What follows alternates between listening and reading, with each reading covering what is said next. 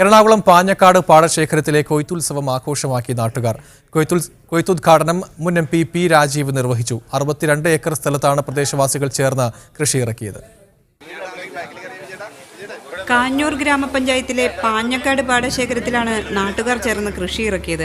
കേരള കർഷക സംഘം കാഞ്ഞൂർ പഞ്ചായത്ത് കമ്മിറ്റിയുടെ നേതൃത്വത്തിലാണ് പാഞ്ഞക്കാട് പാടശേഖരത്തിൽ കൃഷിയിറക്കിയത്.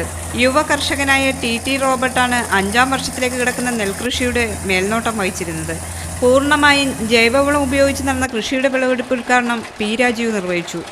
2013 വർഷങ്ങൾക്ക് മുമ്പ് തരിശായി കിടന്ന 60 സെന്റ് പാടശേഖരത്തിൽ കൃഷി ചെയ്തു തുടങ്ങുന്നത്. പൊന്മണി വിത്തിനമാണ് ഇവർ ആദ്യമായി കൃഷിക്ക് ഉപയോഗിച്ചത്. മുൻ വർഷങ്ങളിലെ പോലെ തന്നെ ഇത്തവണത്തെ വിളവെടുപ്പിനും 100 മേനി ലഭിച്ചതിൻ്റെ സന്തോഷത്തിലാണ് നാട്ടുകാരിൽ ഓരോരുത്തരും. TK കതിൽ എന്ന പേരിൽ വിപണിയിലെത്തിക്കുന്ന അരി ഇത്തവണ കൂടുതൽ ആളുകൾക്ക് വിതരണം ചെയ്യാനാകുമെന്ന പ്രതീക്ഷയാണ് കാഞ്ഞൂർ നിവാസികൾക്കുള്ളത്. മീഡിയ 1 കൊച്ചി.